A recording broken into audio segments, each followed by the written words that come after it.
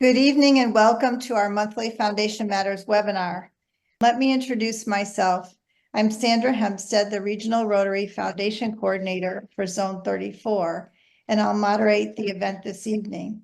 Joining me, we're fortunate to have my colleague, Bernie Rydell, who's the Regional Rotary Foundation Coordinator from Zone 33. He will moderate the Q&A session. Tonight, we'll be discussing the Rotary Foundation's annual fund, and that's the fund that supports many of our grant projects at home and around the world. You'll hear from 3 clubs, everything from goal setting to strategies and ideas to promote the annual fund and Paul Harris Society. Let's welcome Patrick Eakes, our Rotary International Director for our zones 33 and 34 for the Rotary years 24 through 26. Patrick is a member of the Rotary Club of Crescent, North Carolina in District 7690 in Zone 33. At this time, I'd like to ask Director Patrick to offer his opening comments, as well as an update about Rotary's response to our recent disasters. Patrick? Thank you so much, Sandra. I appreciate that. And thanks to all of you who are attending our 3rd Foundation Matters webinar. It's great to share this time with you. I am excited about tonight's webinar content. The annual fund drives so much of what we do in Rotary, and it's the focus of most clubs and most individuals giving. As Sandra previewed, we will hear from representatives of 3 clubs that have had good success in their support of the annual fund. I love that this webinar's content is provided by club leaders. I've always found that peer-to-peer learning is a highly effective method to share information. Before we get to the main part of tonight's webinar, I want to provide an update on 2 recent storms that impacted several districts across both our zones. And more importantly, I want to provide an update on what our response has been since then. As you know, Hurricane Helene made landfall in the Big Bend of Florida, District 6940, on September 26. It proceeded northward before it stalled primarily over Tennessee and North Carolina mountains. The storm left over 250 people dead in Florida, Georgia, South Carolina, North Carolina, Tennessee, and Indiana. Additionally, West Virginia and Virginia had flooding, road blockages, and power outages. On October 7th, Hurricane Milton dealt a second blow to Florida, making landfall near Siesta Key in District 6960. That storm traveled across the state, causing flooding and wind damage, plus several tornadoes spun off the storm. And there are multiple communities in Florida that took serious hits from both Helene and Milton. Now, Rotary is not in the relief business as an overall organization, but many Rotarians answered the call of their communities and their districts. They addressed basic needs like food and potable water, provided generators, and took in strangers. Rotarians showed communities what the term people of action really means. Enormous amounts of recovery work will be required in several of our districts. The biggest challenges remaining are the Gulf Coast of Florida and the mountains of North Carolina. These recovery efforts will require months and likely years of dedicated service. So where do we start? Well, leaders in zones 33 and 34 worked together to set up an online disaster recovery fund on September 28th. That fund has already collected over $325,000 in cash, and we have commitments for almost another $500,000 of donations. These donations will be distributed to clubs and districts in the form of grants that will be used to supplement and amplify the efforts of Rotary volunteers and our partner volunteers. Every dollar we collect will be made available to help our clubs rebuild their communities. And yes, donations are tax deductible. Talk to your accountant to be sure. There's one additional story that I have to share with you. Many of you will know the organization called Shelterbox. Shelterbox provides relief supplies and shelter to those who are displaced by natural disasters or conflict. They are working in war-torn Gaza, Bangladesh after the floods they had, and also in Grenada following Hurricane Beryl. And in case you're unaware, Grenada is part of Zone 34. They're part of our paired zones.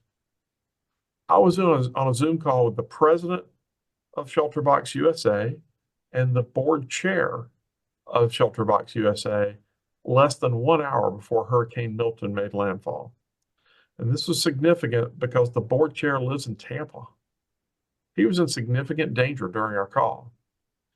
During that call, Shelterbox USA committed to provide a $100,000 challenge grant and additional supplies up to a value of $500,000.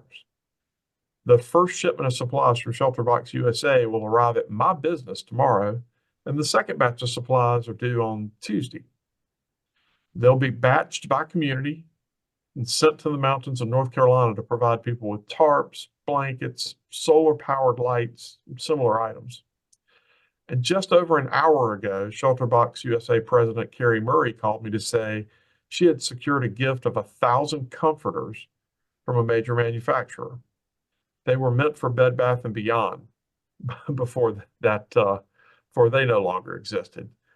But we're going to get those to my plant, get those distributed into the mountains of North Carolina. It's already very cold there. Now, Shelterbox USA's challenge grant and the donation of supplies are remarkable because they usually operate exclusively outside the U.S. So despite the incredible hardships experienced by many of our Rotarians and their neighbors, we're seeing the very best of Rotary through this crisis. And it's worth noting both the president and the board chair of Shelterbox USA are Rotarians. You can feel good about your donations going to a fund that is managed and distributed by Rotarians and distributed to Rotarians to rebuild their communities. And I know that together we will raise the $100,000 to match Shelterbox USA's new challenge grant. So that's a bit of an update on our storm response. It's been significant. It will continue to be significant, as I said, for many months. So now let's turn our attention to tonight's primary topic, the annual fund. Sandra, take it away. Thank you, Patrick. And thank you for that update. It's so heartwarming to see in the face of disaster how Rotarians get together and take action. Our first speaker this evening on our topic of the annual fund is Dean Turner. Dean will be providing strategies on foundation goal setting. Dean's a member of the Rotary Club of Bluffton in District 7770. Dean, you have the floor. Thank you, Sandra. I want to say good evening, and today I've been asked to share with you briefly the process which the Bluffton Rotary Club and District 7770 uses to set yearly goals for the annual fund share and for Polio Plus. So I'll be sharing part of a form they use, which will be very similar when we get down to talking at the end of this about how to enter this into my Rotary and your club's goals at the very end. Each district and club approaches goal setting differently. For some, it's kind of a it's a bottom up that is driven by the clubs to begin with. And for others, it's a process which is initiated at the district level and the goals are set in conjunction with each club. District 7770 uses what I call a forward-thinking approach with its clubs. It works with its clubs by making an initial recommendation for each club's annual foundation goals or targets. As you're aware, all monies that are donated each year to the annual fund by clubs and individual members within the district are invested in the Rotary Foundation for a period of 3 years, and after 3 years, approximately 50% of those monies are returned to the district to be used during that oncoming year. And in District 7770, they set aside initially specific funds that go to support club service projects. They also set aside funds for community and environmental district grants, student exchange programs, larger combined grants, and to do some additional support for Polio Plus. Having each club set goals in this manner, I think, is important to the district because it's then able to project the amount of funds it will have coming back in future years, which it can then use for those processes.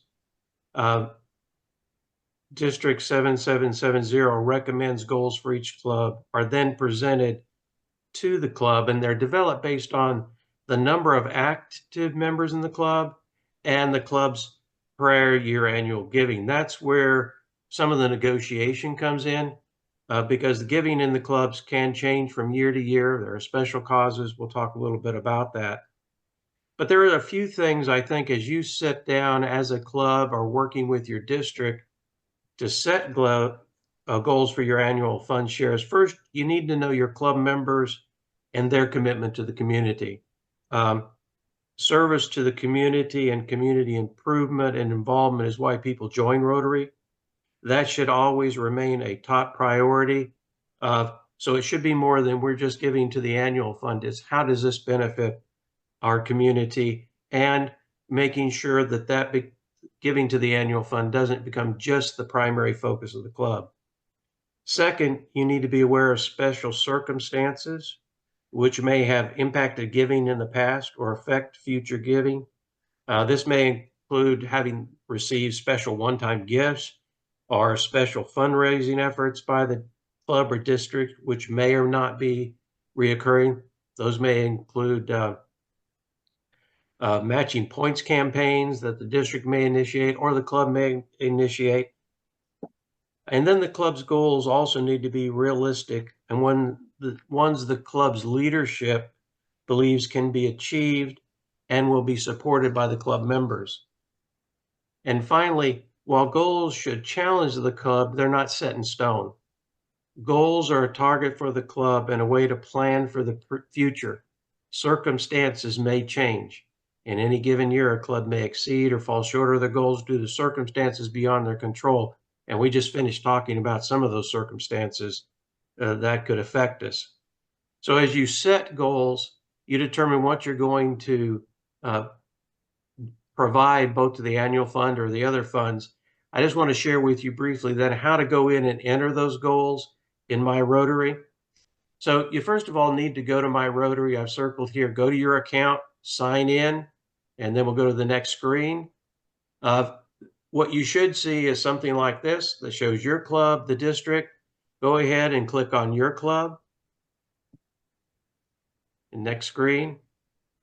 What'll come up will be several options. Click on goals. Once you click that, go to Rotary Club Central. Click on that. What you'll see here then is a screen, and we're going to be focusing for the foundation on increasing your impact. The next screen. One of the options you do have in there is you can look backwards or forwards on your goals so you can see what you did in the past, how successful you were. Here and then to the next screen, you have the option to edit. And so if your goals aren't there, you want to edit it and enter those goals. Next screen. In this case, these are the goals that have been entered for our club for this next year for the annual fund contributions and Polio Plus fund contributions. It also then gives you, can we go back just one real quick? It also gives you where you stand as of any given date. So you know what you need to do, what you've accomplished. I will also say that some of these, the giving, the achievement of it is affected also by individual members in your club that may give directly to Rotary. Some of that you do have control over, some not, but it's a very positive thing. So next screen.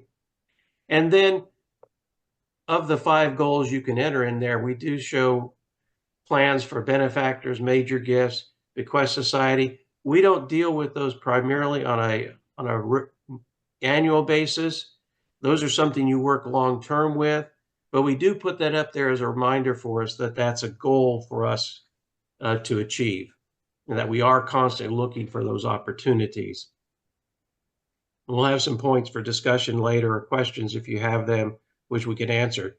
Right now, I want to introduce you to past District Governor David Hare of the Rotary Club of Charlotte South Park from District 7680 in North Carolina. David, we are eager to hear about your strategies to promote the Paul Harris Society in your club.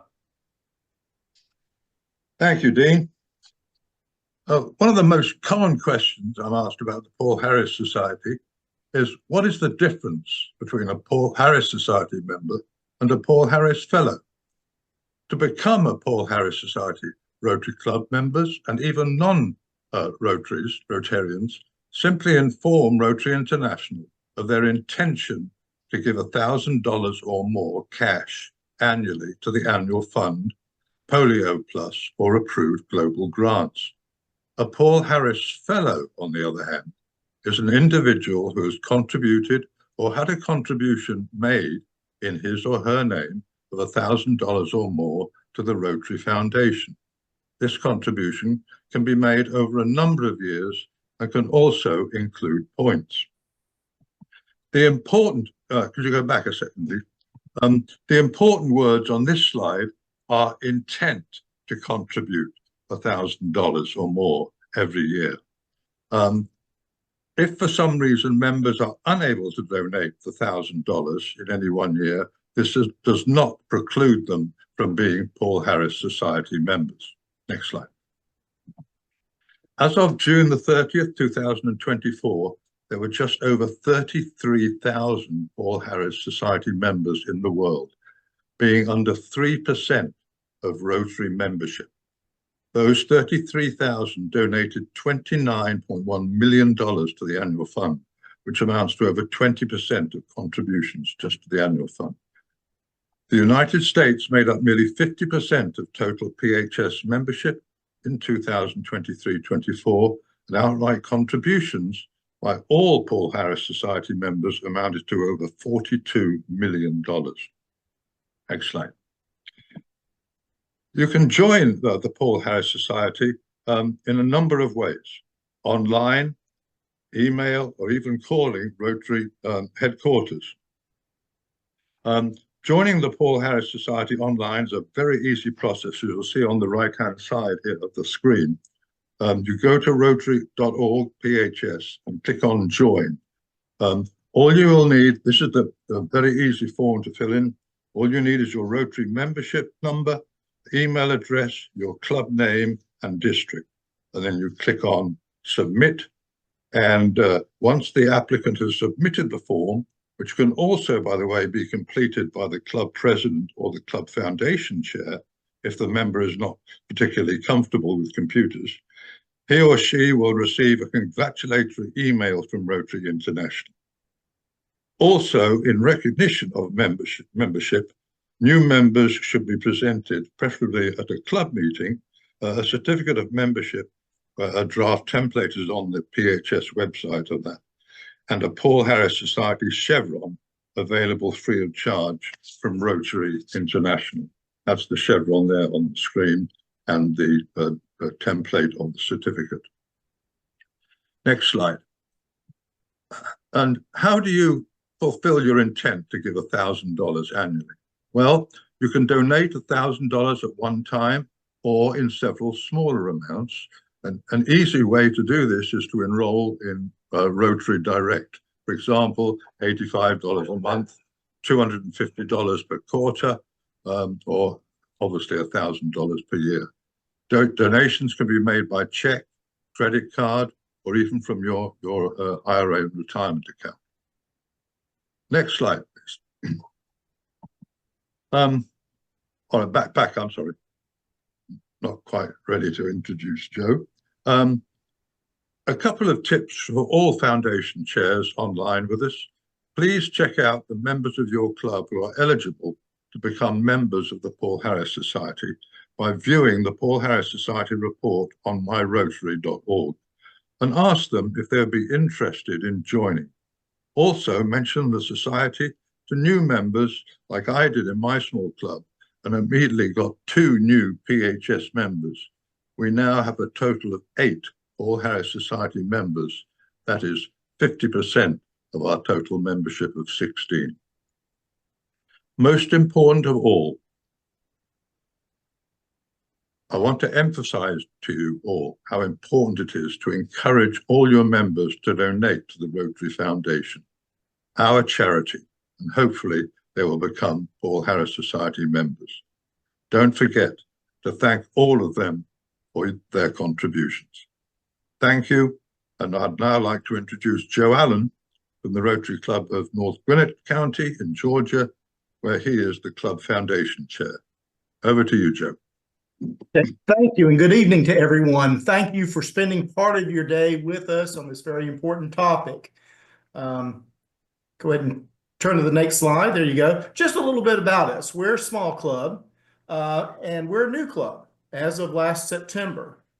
And we were not created in the normal way that most Rotary clubs are created. We were actually a merger of 2 existing very small clubs, the Buford Club and the Gwinnett Mosaic Club.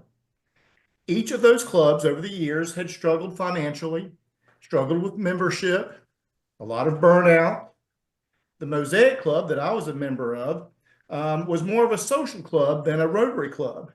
In our community, we were lovingly called the drinking club that meets on Tuesday evening. And so in the truest, purest sense of the word, we were not Rotarians to the full extent that we could be. But since the merger, we now have 25 members, have many people visiting us, learning about Rotary, becoming a member, and have renewed interest from the community. We're still small, but we are mighty. Next slide. Co-president Chris Harden, who was the president of the Buford Club, and I understood that the club members of the new club had very limited understanding of really Rotary in general and the annual fund specifically. So last year we had a 3-pronged approach to informing people. We called it educate, equip, and engage. And so the education part was we brought in various speakers from the district level to inform us about RI, about the foundation. We heard about everything from ideas to grow membership to Polio Plus. We truly, over those 6 months, covered the Rotary world because we kept that focus on educating people about what Rotary was truly all about. Plus, we did cut down on the wine just a tad bit since we're meeting during lunch. They educated us about Rotary and the global reach of our dynamic organization. Next slide. Secondly, we equipped our members with regular updates. New members were informed of the expectation to financially support the club and the annual fund. So from the very beginning, when we started talking to people, when they went through their orientation, we told the story of Rotary and we set those expectations. We would highlight things that were happening in the Rotary world through the Rotary magazine. And in this age of skepticism, we noted that the financial gifts were professionally managed. Our goal was to give them the knowledge so they see the importance and the benefits to their giving and to their involvement. Next slide. We share how their contribution to the annual fund supports foundation activities. These contributions come back, as you all know, come back to us through the district designated funds, which then can go to local and international projects. These dollars, again, we kept emphasizing, your money is coming back to your community. And so we've gotten the members more engaged with doing things where they're actually doing things hands-on, such as a new patio area near Annandale Village, which is a residential village in our community that serves adults with developmental needs. We partnered with a local elementary school and their foundation, the Ferguson Elementary School Foundation, and had purchased computers, technology, robotics for their emerging robot club, books. This year, we put in a request for funds through the grant process for playground equipment, and I'm happy to say we actually got that check literally this afternoon. And over the last several years, the annual fund giving and these grants, we've been able to put in almost $40,000 into that school, where that school would not have been able to have those resources had it not been for the annual fund. So this is a partnership that is truly making a difference. And we get our club members engaged and they're at the school so they can see how the students in the community are benefiting from their financial dollars. They're seeing where their dollars go to. This year we're doing, and last year also, we helped support financially a polio vaccination effort that was organized by the district. Again, reinforcing what Rotary is doing around the world. This year, we're working with a little larger club, the Loganville Rotary Club, to help support a global grant application for Canopy Life in Kenya. And these funds will be going to a water tower and tanks on the school's campus. Additionally, this year, we're nominating a young man who grew up in our community, who is currently attending West Point and wants to continue his graduate studies, and we're nominating him for a Rotary Global Grant. And he is going to be studying international law and human rights. So again, these are ways that for us to begin small, let our members see the true global outreach of the annual fund. And we're leading by example.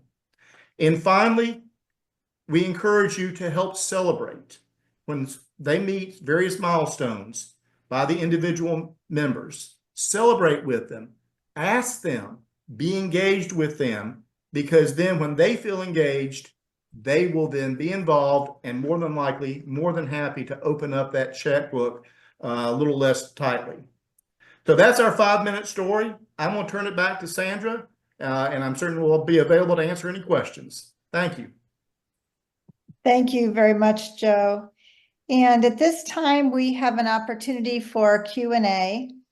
And Bernie, my Regional Rotary Foundation coordinator colleague, is going to handle the Q&A. While you're putting your questions in the Q&A box, I do want to thank our 3 speakers, Dean, David, and Joe, and appreciate you being here and sharing your experience as club leaders. And now I'm going to turn it over to Bernie. Thank you, Sandra. And yes, we're ready for Q&A. So as Sandra mentioned, there's still plenty of time to get your questions in the Q&A box at the bottom. But we do have a couple we can start with. And the first one looks like it's going to go to David. Are you ready, David? You must unmute, David. Yeah, hit it, Bernie. Okay, this one's for you. If you donate $1,000 per year via the annual fund, are you automatically a Paul Harris Society member? And are you also a Paul Harris Fellow? The first part of the question, you are not automatically a Paul Harris Society member. You have to complete that form, which I showed you on the screen, going into the Paul Harris Society screen, and complete that saying that it is your intention to give $1,000 a year to the foundation. And the second part of the question? So are you automatically a Paul Harris Fellow? You do become a Paul Harris Fellow, yes, by giving the $1,000. That you do become a Paul Harris Fellow, but not a Paul Harris Society member. Okay, thank you. This question goes to Dean. How do you encourage giving to the annual fund and Polio Plus? Well, I think actually the description Joe out and gave of what he was doing as a club, we do that a lot. We just go back to basics, explaining what Rotary does, providing those as options. So they really understand the impact that's being made throughout the world. It's surprising. I did a program recently that looked at every one of the areas of work, and we began showing what Rotary was doing in each one of those particular areas. And there's tons of information online for that. So that was very easy to do. I've had a great result for that. It helps if you have members who have a family member that has had polio. We've had some of them come to speak. That really makes a difference. And then I think we do, within our district, we do a matching funds, our matching points campaign every year. And as a club, every other year in the spring, we do a matching points campaign. So we really try to keep this to the forefront for our members. That's great, Dean. It's so important that they understand why they're giving, the why. So yes, very good. Let's see. This question is for Joe. You ready, Joe? Sure. Okay, here we go. Have you gotten any pushback from any members, especially new members, about the financial commitment? Actually, we have not, because we've been telling the story about what's involved and again, setting those expectations. Now, when we initially had the conversation with some folks, I mean, there was some questions, didn't fully understand it. And again, I think that's where that education component of our outreach last year played a key role. So that as people began to understand what it was all about, and then seeing that those funds come back to us, again, fitting them locally, people then get it, the light bulb goes off. So, so far, knock on wood, we have not had any pushback. Everyone seems to get it. You must be doing a great job of selling, huh? Well, thank you. We're trying. Our issue is we need to get better at asking people. We have not had a major donor or anything like that, or I don't believe. I know past District Governor Scott's on the webinar with us, but I don't believe we've had a Paul Harris Society member. But the problem is we just haven't asked, and that's part of the game plan. Is we've got to get better at asking people to step forward, because we've got several in our club that I think if we ask them, they probably could step forward. Yeah, the ask it's hard to do. The first one you do is really tough. It gets a little easier after you do the first one. All right, let's see here. Let's go back to David. Are there any tricks to encourage members to sign up for Rotary Direct? The Rotary Direct, that's quite honestly, I haven't got any tricks up my sleeve to get them to sign up to Rotary Direct. Just to let them know that it exists, I think is the first big hurdle. A lot of regular members have no idea that you can just sign up for Rotary Direct and have your credit card or bank account charged each month. It's very easy, and you don't have to worry about it once it's set up. So tricks to get them, I would again just make them aware of Rotary Direct, and ask them if they be, the big ask, as Joe just mentioned, it's the big ask, whether it's membership or the foundation or Rotary Direct or Paul Harris Society. It's the big ask, and the vast majority of people you ask, it's amazing what positive responses you get. You just have to get used to doing it. You got to get over that. Correct. Okay, thank you, David. Here's one. Let's see.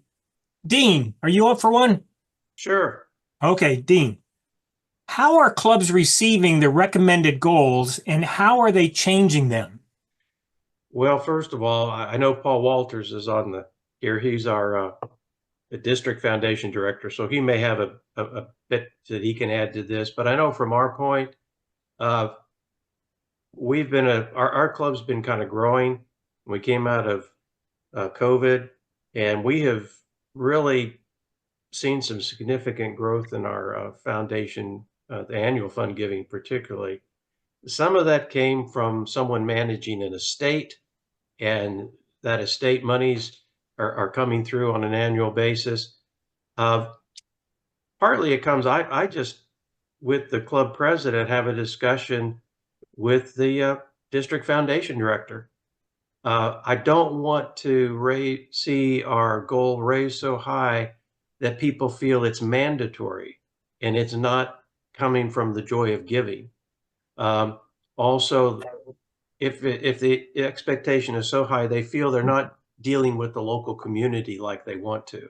So it's a balance. So I know Paul and I had that discussion, and I just simply told him, we're going to get giving, but it's going to come because there's a joy of giving when people have been educated as to what the service is, and there's something that they can see of value in the giving. I don't know how the other clubs have reacted. I just know how ours, and just to give you a sense, our goal right after COVID went up 30%. And that was kind of a shock. Now, I will say, and I've only been in the position 4 years, we have increased that every year, some, but our overall giving has been in the top 5 in the district for the last 4 years. Yeah, you've had some amazing results. I think the key words that I took from that was the goals they come from the DRFC, but they Right. are recommendations. They come to you as a recommendation, and then there's a dialogue if necessary. Like you said, you talked to Paul and changed or didn't change. And I think that's a lot of people are afraid of a top down, but this is not so much a top down, it is a recommendation down. And then, Right, and yeah. that's why I use that wording on it, because it Correct. does come that way. We feel that we have to have a balance and understand what members want. They really want to see the things happen in the community as well. And once it goes to the foundation, it's kind of like, okay, where is that?